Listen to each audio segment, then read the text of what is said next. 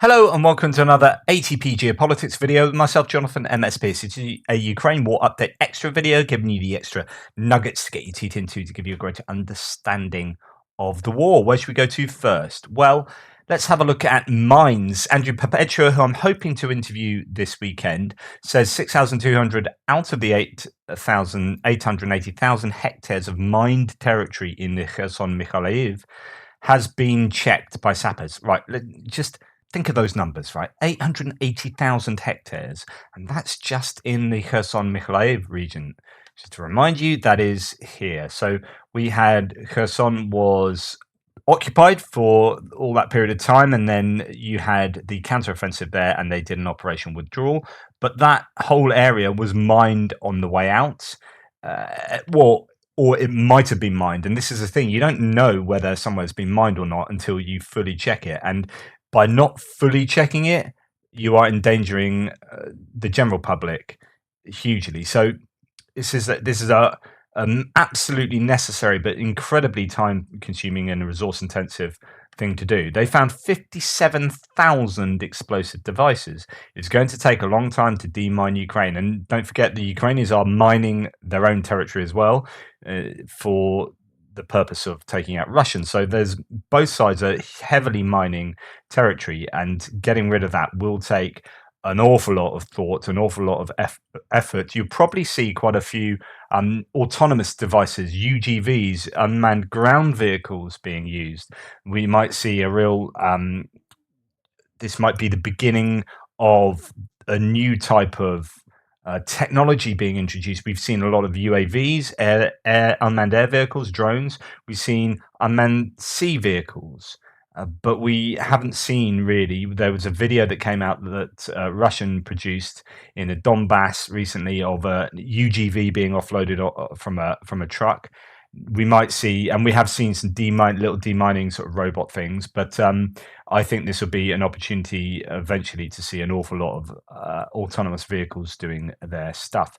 Okay, going on to an article in The Economist saying Ukraine's troops are in the east are quietly confident. So let's have a see what The Economist has to say here. Colonel Maestro is a commander in the Kupiansk sector in eastern Ukraine. So this is going to be just concentrating on a few, I mean, essentially this is anecdotal, but it's still worthy of consideration. Thanks to his drone intelligence teams, he can watch what the enemy is doing on the other side of the line in real time, 24/7. One night this week, he monitored 30 Russian men being sent forward. 2 of them were killed. When that happened, the rest marched on regardless and did not bolt for cover. In the end, 9 of them died. They either had no regard for their own lives, he says, or they were on drugs. Jens Stoltenberg from NATO said, "We see that the Russians are preparing for more war, that they are mobilizing more soldiers, more than 200,000, and potentially even more than that. And if yet more Russian recruits are thrown at them," says Alexander, a sniper serving under the colonel, "that means that the smell of the decomposing bodies abandoned by their comrades will be unbearable." Meanwhile, Brigadier General Sergei Melnik, who oversees a large part of the Kharkiv region, including its border with Russia, says that drones and satellite imagery have not indicated any new build-up of troops there. In fact, he says the Russians are digging trenches and building defensive positions as if it is they who are expecting an attack. This kind of plays into what I was talking about this morning in the Kupiansk area. So I was saying that there were differing reports, or the same reports but with differing sort of analyses attached to them, that the Ukrainians appear to be building up forces here for an attack, but then the claim is that that could be in response to them thinking the Russians are doing an attack. So these are a defensive force being built up. Then this came from Russian source saying that the Russians, the Ukrainians are expecting a Russian attack. That's why they're building up. And then another Russian source has said, well, they are mining areas around Kupiansk, Tavolzhanka around here, and bridges, but that would be a defensive sort of thing to do rather than an offensive. You'd only kind of booby trap areas if you think the enemy is going to make it in there. So these different theories as to what the Ukrainians are doing, what the Russians are doing up in that particular area. In Bakhmut, General Melnik says it is in a valley, so it will be hard, though not impossible, for the Russians to advance from there and to threaten the much bigger cities of Kramatorsk and Sloviansk, which would then become vulnerable to artillery. It is also possible that Ukrainian-held areas in the region could be encircled. From the Ukrainian perspective, General Melnik says that the point of continuing to fight to retain the city, even at a high cost, is also symbolic. But beyond that, it plays an important role in tying down a large number of Russian troops. General Melnik thinks that even if it is lost, it could be recaptured later, but not all commanders think defending Bakhmut is worth it in terms of the heavy casualties. If it was up to me, I would pull out, says another of them. Okay, just to go back to Bakhmut, this is the calculation that everyone is considering. The Ukrainians are trying to bleed the Russians as much as possible in their eventual loss of Bakhmut. I mean, one assumes that it is going to be lost. The thing is, if you pull out and say, right, you can have that, it's not really worth that much, then all that means is you're going to pull back to another place, and then that becomes the new Bakhmut. And this keeps going on and on. So you might as well just stay in one place and try it and fight it out, rather than lose. So there is a method to the madness in staying in Bakhmut as long as humanly possible. So if you are bleeding the Russians dry for every day that you are they're spending in there, then you are saving other settlements from becoming the next Bakhmut, because okay, you pull out there, well done, you've saved those troops. Say you pull them to Konstantinivka or to Chasiv Yar, right? So you pull them back to Chasiv Yar, then the Russians will say, well, now we've got Bakhmut, let's move on to Chasiv Yar, and Chasiv Yar becomes a new Bakhmut, and then you're back to square one. So different ways of interpreting situations. Talking about sort of drone stuff and electronic gear, the gear has become invaluable, says Colonel Mostra, and the software is infinitely superior to anything the Russians have. The 9 soldiers his men killed a few hours earlier were spotted by one type of drone and picked off by another, which was directed from his command center. The Ukrainians' drone equipment is a combination of local and Western kits. Everyone here agrees that Ukrainian forces have only been able to hold their own due to their determination and Western arms. There may still be setbacks, such as the loss of the little town of Solidar last month, for which the Russians paid a high price in terms of soldiers killed. But for now, Ukrainian commanders do not think the Russians have the capacity to launch a successful all-out offensive. Now, capacity is an interesting word, because it doesn't mean they don't have the capability, but they don't have the capacity. They don't have the sheer numbers of troops. The question is, well, what will happen for in terms of the mobilization that's going to take place? So if you suddenly have 200,000 troops here, or up and down this front line, then arguably you do have the capacity for a full-on offensive. Now the question would then be, do they have the capability? So offensives aren't just, if you're doing a larger, more like an operational maneuver. So say you want to take, I don't know, Sloviansk, Kramatorsk, and Konstantinivka and whatever. Then you need the capacity to do so, but you need the capability. You need to have the particular equipment that allows you to do that. You need decent tanks, main battle tanks, that have an advantage over the defenders in order to do an incisive offensive maneuver.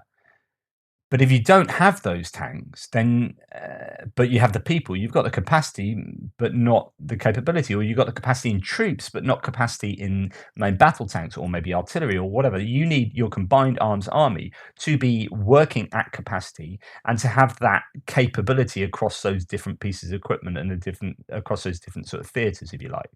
Yet the Ukrainians say that, yes, though they have the weapons and the manpower to hold the Russians at bay, they don't have enough of the former, so they don't have enough of the weapons to launch their own full-scale counteroffensive. And this is what the West is trying to provide as much as possible of at the moment.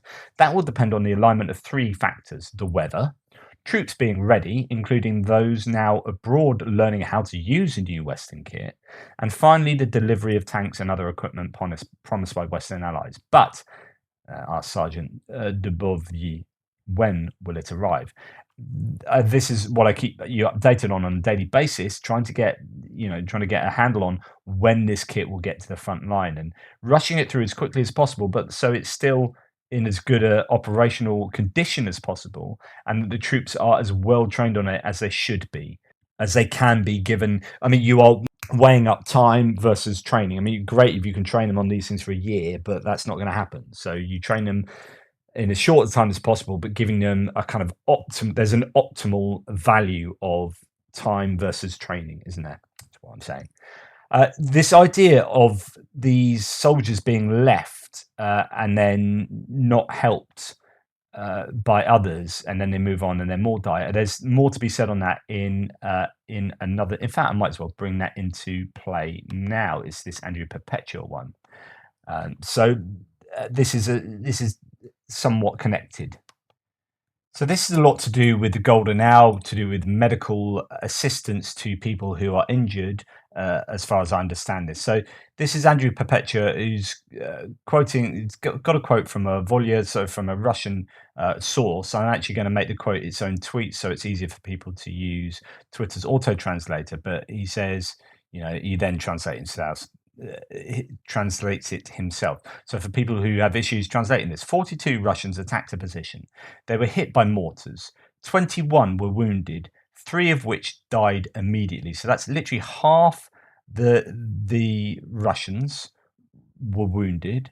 21 out of 42, 3 of which had died. So now you've got a sort of 3 out of 42. Let's do that just now. 3 divided by 42. So that's like that's a 7% wounded rate at the death rate at the moment. They had to wait 8 hours for medical treatment. In those 8 hours, 7 more people died. So now you've got 10 people dying out of 42. So that is now up to a 24% death, proportion. In those 8 hours, 7 more died. So total is now 21 wounded, 10 of which died. So initially 3 out of 21 died, which isn't a terrible statistic. If they were treated properly, maybe this would have been the end of the story. Instead, without treatment, 10 out of 21 died, 14% versus 48%. So he's looking at the percentage of the injured people rather than the percentage of the whole people there. So at the beginning, 3 people died, 14%, and then 10 people died. That's 48% of those who were casualties, which is really interesting, and talks to this idea that the Russians supposedly have a much higher, and I've talked about this at length, and I've done some analysis on this in previous videos, but a much higher KIA, killed in action, to wounded in action, WIA. So they, instead of like 1 to 4 or higher, some are saying it's 1 to 1.3, but there are various different claims, and it depends at what time in the war and where on the front this is. So these will be variable and changeable depending on those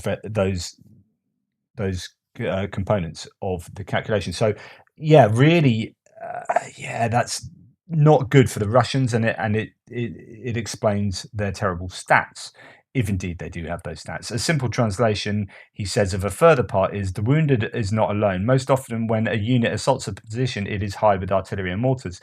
3, 5, 12 wounded at once. There are 40 people in the whole unit. Well, do the maths. For 3 wounded, you need 6 stretcher carriers. For 12, there are 24. 1 shelling, and you simply do not have enough people for the task. Therefore, they leave it and move on. Then this goes back to what we just saw in that article, which is they got hit, they just leave them there and carry on, and eventually more die. And you wonder why these waves of humans just keep coming and don't think about their wounded. If the unit is destroyed, these wounded can lie for hours. The most seriously wounded then die. So yeah, fascinating insight there into what happens.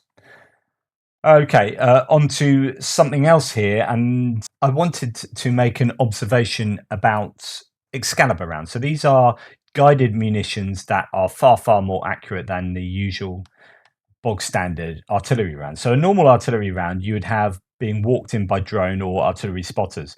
And they'll say, okay, the first one hit 200 meters in this direction, you need to get the angle slightly changed to this and then pull it back 200 meters here and then do it again. And so it's walking in the rounds, and then eventually, maybe after the third, fourth, I mean, I've seen mortar ones where they've done sort of 6, I showed you, and they still don't quite hit it.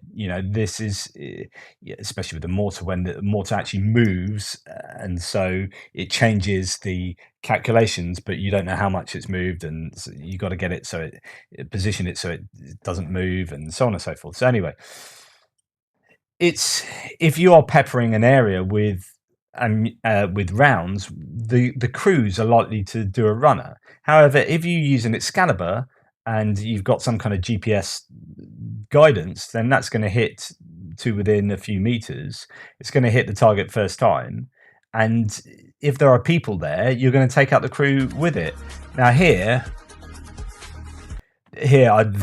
is no crew. I wouldn't show those people sort of dying anyway. But yeah, look at that. That's a phenomenal blast. That is a lot more than a lancet. So when you're sending out these lancets on bits of kit, then yeah, they can sometimes do some damage, but sometimes not so much. An Excalibur hitting, if an Excalibur hits anywhere near that, that's going to be pretty fundamental damage. So I'll show that again. Another big bang. Now I'm going to show you another video, another piece of artillery being hit. Here, interestingly, camouflage, apart from this bright blue bit of tarpaulin. So yeah, great.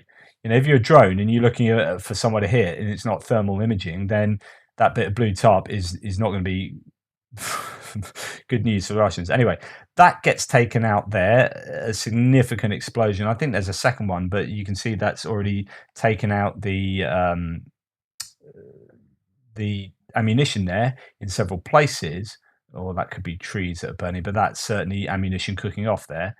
That is going to cause a lot of damage to that place. But with this hit, you had crew nearby. Now, it doesn't show the crew getting hit per se. I think that's another hit there to the same area.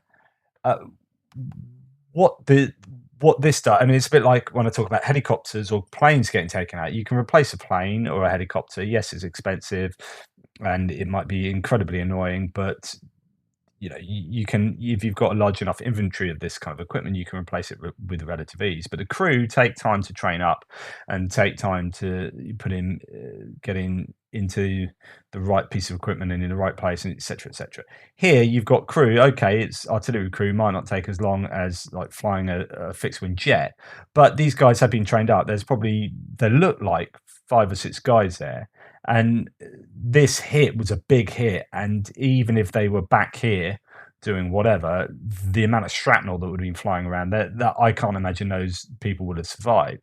That is taking out so a lancet wouldn't do that. So this is taking out a howitzer, albeit a fairly old one, taking out a howitzer, but taking out the crew and taking out the ammunition as well. So that is a really costly hit for the Russians. Now, yesterday I showed you a vehicle, a TOR system that had been taken out by artillery again, I believe, and this was an Arctic one. I was saying, well, this is really interesting because it could show that the Russians are scraping a barrel. They can't get hold of the right stuff, and so they're using something they'd normally be using in the Arctic. This piece of kit is articulated sort of thing.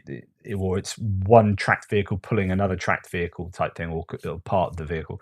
And you would normally see that in the snow in the Arctic. Does that show they're scraping a barrel, or is this actually useful in muddy terrain?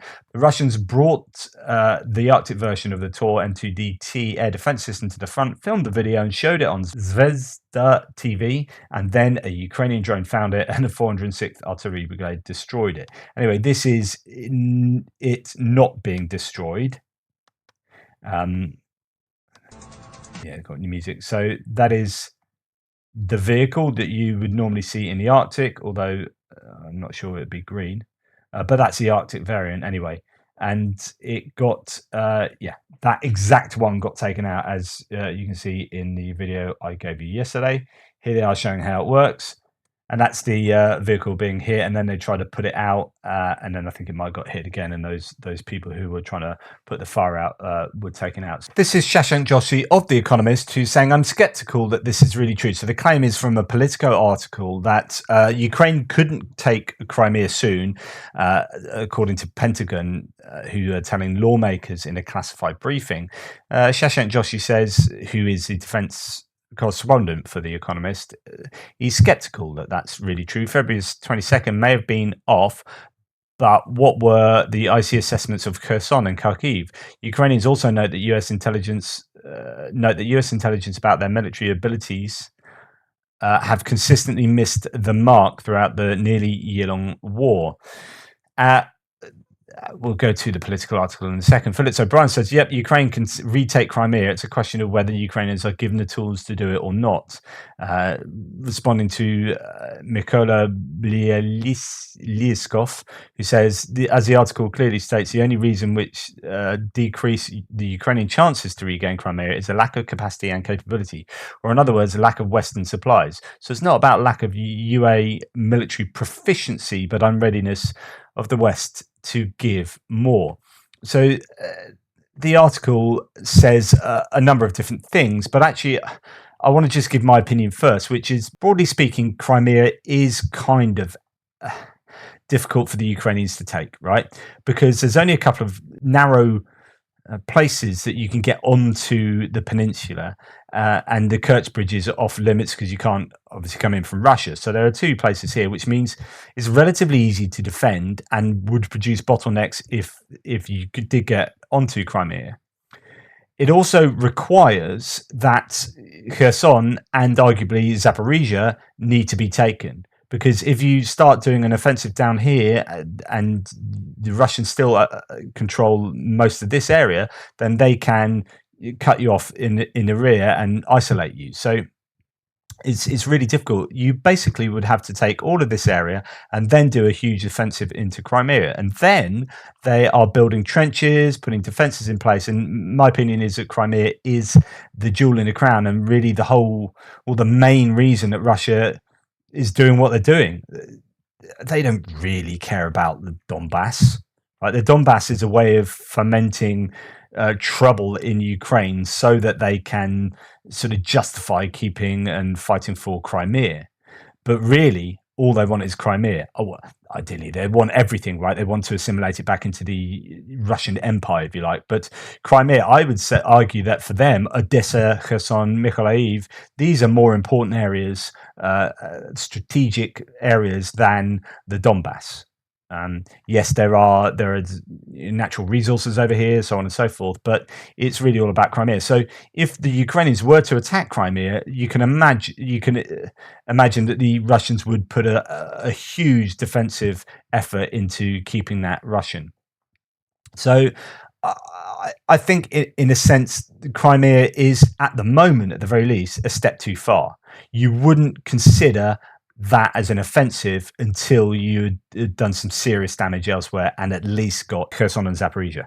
So the article says Ukrainian forces are unlikely to be able to recapture Crimea and Russian troops from Russian troops in the near future. 4 senior Defense Department officials told the House Armed Services Committee lawmakers in a classified briefing. The assessment is sure to frustrate leaders in Kyiv who consider taking the peninsula back one of their signature goals. Yeah, but it's all about the timing. Yeah, so it's, as I've said just now, it's not that you can't take it, but you won't be able to take that sort of first. The other thing as well that I didn't mention is that you can use long range ordnance, such as, well, you got the GISDBs, but you could have ATACMS hammering Crimea, so it becomes an untenable place to hold. If you can take out logistics, and if you can take out force accumulations, and if you can take out key installations and equipment all over here, all over Crimea with HIMARS, then the Russians are going to find it impractical to stay there in any meaningful way. So that is a way of being able to do that. But you would have to have the whole of Kherson Oblast under your control in order to position HIMARS in those places.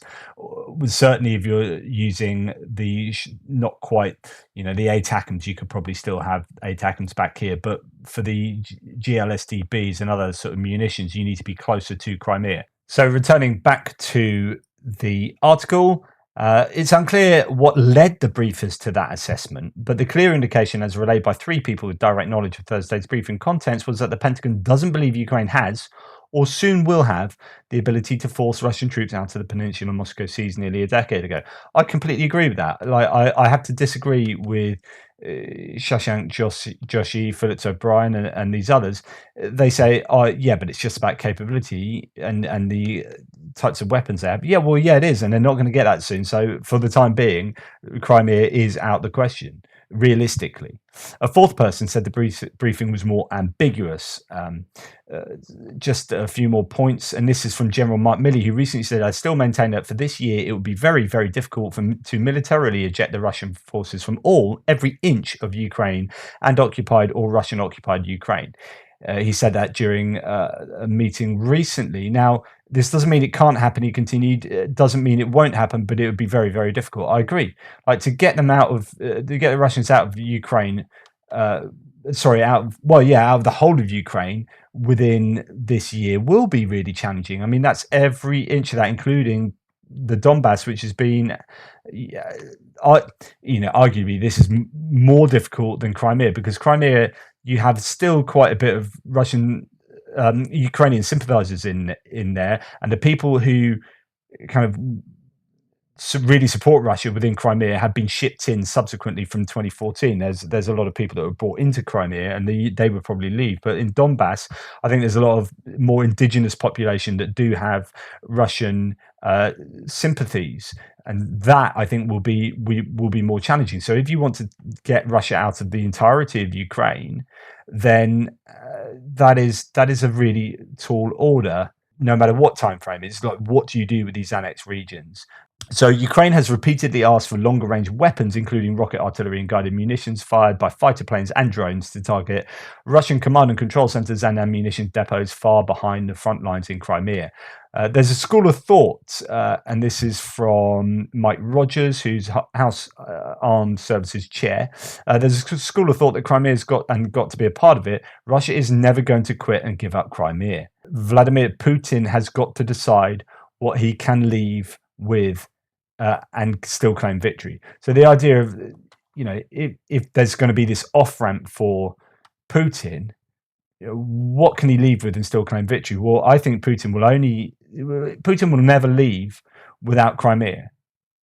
And therefore, the only way this ends is if Putin dies, natural causes and all that, or there's some kind of revolution, or there's a coup.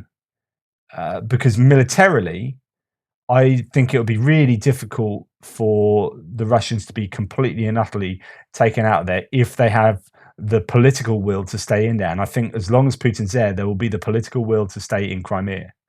They would have to be so soundly beaten by the Ukrainians and completely outgunned in terms of their capability, which could happen. Like if we give them things like ATACMS, we've given long-range strike capability, you could foresee a scenario whereby Russia just don't have any answer.